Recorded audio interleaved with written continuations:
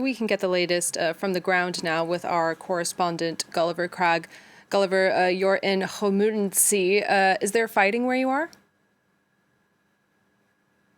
No, there's not fighting where we are. We came here from Kyiv in order to be at a safer place. This is a 3 hours drive approximately from Kyiv in normal time. It took a lot longer yesterday because of everybody fleeing the capital. But actually, we found that the war really can be felt here. There are checkpoints being set up everywhere. People, local authority workers are taking down the road signs because they want to the Russians to have as little chance as possible of knowing where they are if their satellite navigation doesn't work. And of course, we have seen men going to sign up for the territorial defense brigades in villages.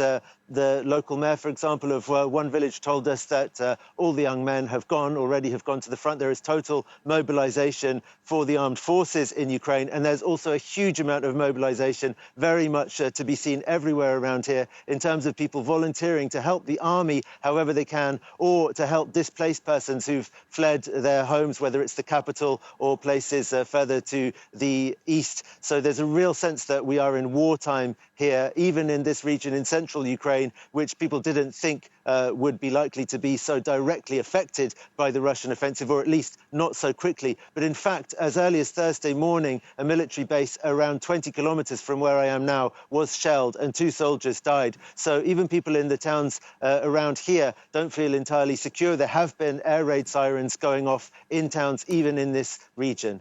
Now, Gulliver, more broadly, what's fighting looking like across the country today? Well, it seems like there are attacks going on a very large number of fronts.